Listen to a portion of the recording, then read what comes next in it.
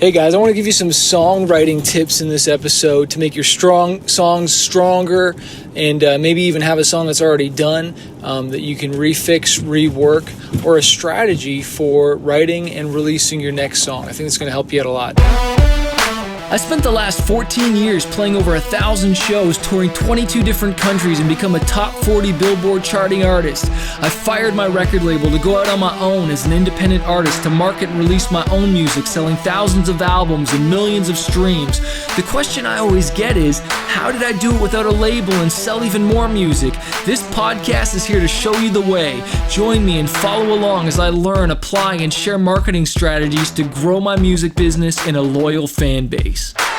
So I'm just driving back home. I tried to go to the gym today and it was closed. New Year's Eve, I was trying to get to the gym and it was closed. What a bummer. And so I'm sitting here thinking about 2020. It's 2020 right now while you're listening to this, but it wasn't while I'm recording it. And I'm thinking about the songs I want to write and how I can make them better.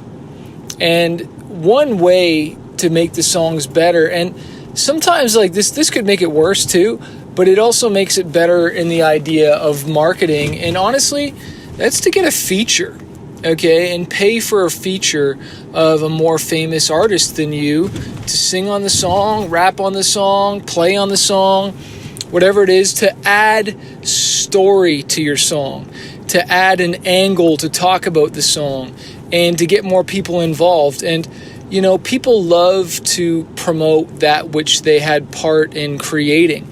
And so when you are getting a feature with someone or whatever, you want to make them feel like they're not a secondary thought, but it's like, hey, I want to write a song about this and would love to have you like really in the mix of this, and what ideas do you have and whatnot, as opposed to saying, hey, I wrote this song already, it's already done, we just want you to feature on it, how much do you cost? You know what I mean? Like, the way you can try and get somebody involved at the beginning is even better. But sometimes people are hard to approach and whatnot, and so I get it. Sometimes you just got to contact the person. But is a feature worth it?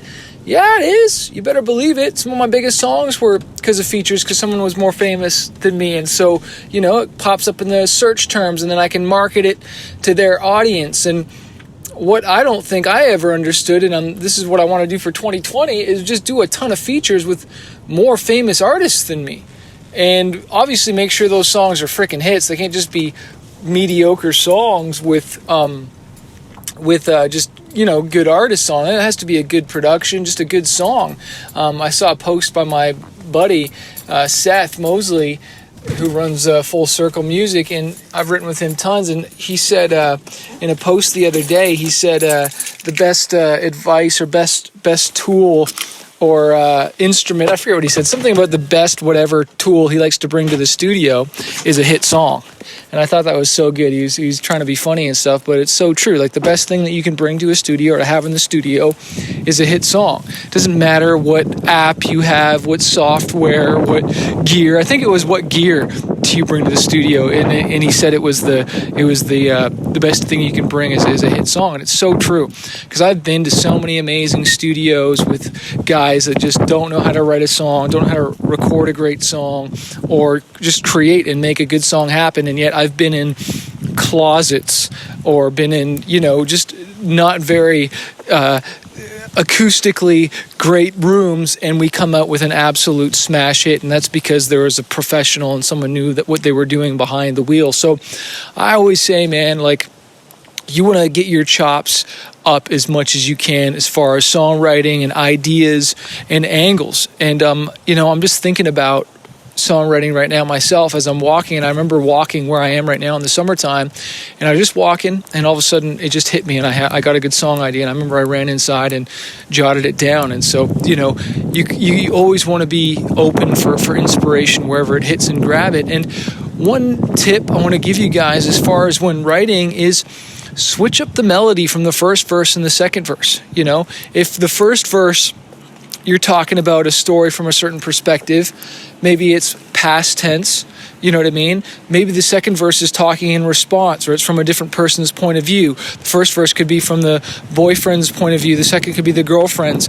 For me, when I wrote my song Plan For Me, the first verse, and it was about abortion, the first verse was in the perspective of the the parents, and then the second verse was in the perspective of the child. So you can talk about the whatever topic your song is from different perspectives to keep it interesting, to keep it engaging. And that's just another way to get the person's attention. And you always want to keep the production moving as well too. Like if you got a cool intro and it's building, and then maybe sometime you might even have the chorus smash off at the front. I don't know, but you want to make sure the track is building and it's in the first verse, and then you want to kind of build up to the pre-chorus with the production, and then smash into the hook. Okay, and keeping the music and everything interesting and changing and diverse. And sometimes in the second verse we'll add a different element playing underneath the music than we had in the first verse, just to kind of, again, make it feel like it's moving, make it feel like it's changing. Now, I'm not a producer, but I definitely know when a song isn't moving and it's just like, it's just dragging, okay? And that's where you want to be super dynamic and really just hot on it, okay? And as far as the editing the vocals and all that stuff, hey, leave that up to the producer or whatnot, but, what my buddy Posse said a long time ago is that you can't polish a turd, okay?